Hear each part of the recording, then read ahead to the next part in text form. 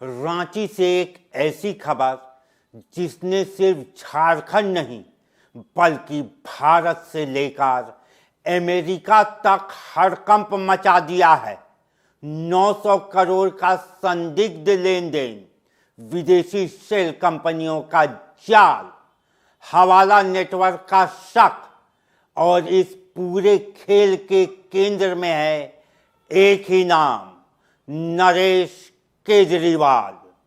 रांची के चर्चित chartered accountant जो अब ईडी के सबसे बड़े रडार पर हैं। सुबह सुबह ईडी ने रांची, मुंबई, सूरत तीनों शहरों में एक साथ 15 ठिकानों पर ताबड़तोड़ छापेमारी की। मामला इतना बड़ा है कि झारखंड में फेमा के तहत यह ईडी की पहली रेड है। क्या है पूरा 900 करोड़ का खेल? कौन है ये रांची का सीए जिसका नेटवर्क देश से लेकर विदेशों तक फैला है? आज हम आपको दिखाएंगे इस महाघोटाले की असली तस्वीर। ये रांची की वो सुबह थी जब शहर में दौड़ते भागते ईडी के सफेद रंग के वाहन कई जगहों पर एक साथ रुके।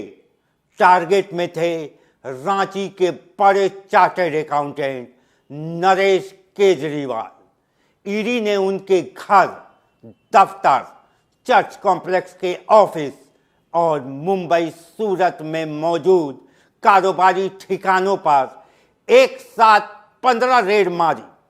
कार्रवाई पीएमएलए और फेमा दोनों के तहत चल रही है और ध्यान देने वाली बात यह है कि फेमा के तहत झारखंड में ये पहली छापेमारी है। 900 करोड़ का लेन देन, शेल कंपनियां, हवाला नेटवर्क, सब कुछ इतने सुनियोजित तरीके से किया गया कि एजेंसियों को महीनों खंगालने के बाद अब जाकर धागे जुड़ पाए हैं। जांच में सामने आया है कि नरेश केजरीवाल ने यूएई, नाइजीरिया और अमेरिका में कई अघोषित विदेशी शेल कंपनियां बनाई थी। इन कंपनियों में 900 करोड़ से ज़्यादा की राशि जमा की गई, लेकिन भारत में किसी भी दस्तावेज में इस धन का कोई हिसाब किताब नहीं मिलता। और सबसे बड़ा सवाल, यह पैसा गया कहां से और आया कैसे? जांच एजेंसियों का दावा और भी चौंकाने वाला है। इस विदेशी शेल कंपनी के जरिए 1500 करोड़ फर्जी टेलीग्राफिक ट्रांसफर यानी टीटीएस के जरिए भारत वापस भेजे गए। टीटीएस का ये खेल इतना बड़ा है कि एजेंसियों को शक है पूरा नेटवर्क हवाला और मनी लॉन्ड्रिंग की एक विशाल चेन का हिस्सा था। और अब तक की जांच में जो बातें सामने आई है वो सिर्फ आर्थिक अपराध नहीं, एक अंतर्राष्ट्रीय आर्थिक जाल का संकेत देती है।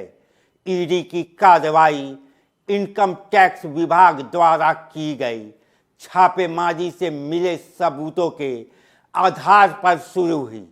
आयकर विभाग को पता चला था कि विदेशों में जो पैसा भेजा गया वो असम और झारखंड दोनों जगहों की काली कमाई से जोड़ा जा सकता है।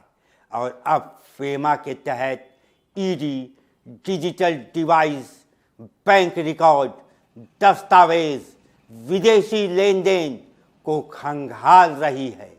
आइए अब आपको बताते हैं फेमा के तहत कार्रवाई कैसे और क्यों होती है। विदेशी मुद्रा नियमों का उल्लंघन, फर्जी लेन देन, हवाला के जरिए पैसा ट्रांसफर, संपत्ति की जब्ती, भारी आर्थिक दंड और गिरफ्तारी की संभावनाएं।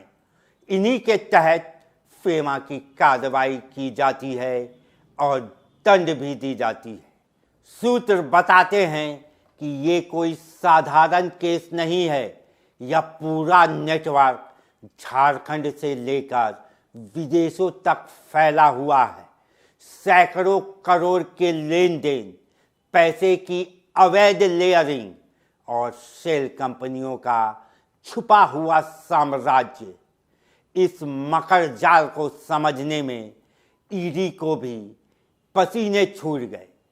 ईडी की टीमें अभी तक कई हार्ड डिस्क, मोबाइल और दस्तावेज जब्त कर चुकी है। आने वाले दिनों में और बड़े खुलासों की संभावनाएं हैं। 900 करोड़ के संदिग्ध लेन देन और 1500 करोड़ की वापसी, यह सिर्फ एक चार्टेड अकाउंट का मामला नहीं है, बल्कि एक बड़े इंटरनेशनल नेटवर्क का संकेत है, जिसका एपिसेंटर सीधा रांची है। जी हाँ, झारखंड की राजधानी रांची। क्या नरेश केजरीवाल ने यह पूरा खेल अकेले खेला? कौन लोग हैं इसके पीछे? किसका पैसा विदेश भेजा गया और किसे लाभ पहुंचाया गया? ईडी की जांच जारी है, लेकिन इतना तो तय है, ये मामला झारखंड ही नहीं, देश में नई भूचाल मचा देगा। आने वाले दिनों में झारखंड से लेके पूरे देश के कई सफेद पोशों के नाम इस खेल में उजागर होने वाले हैं। ईडी के विश्वसनीय सूत्रों के मुताबिक रांची का नरेश केजरीवाल वो ताला है जिसकी चाबी कई कारोबारियों और नेताओं के हाथ में है, और अब ये ताला ईडी के शिकंजे में है। और जैसे जैसे इस ताले पर चाबी लगेगी और ताला खुलेगा, वैसे वैसे कई लोग इस जाल में फंसने वाले हैं। अभी के लिए बस इतना ही, लेकिन इस केस से जुड़ा हर अपडेट हम आपको सबसे पहले देंगे। अभी के लिए बस इतना ही, लेकिन इस केस से जुड़ा हर अपडेट हम आपको सबसे पहले देंगे। जय हिंद, जोहार झारखंड।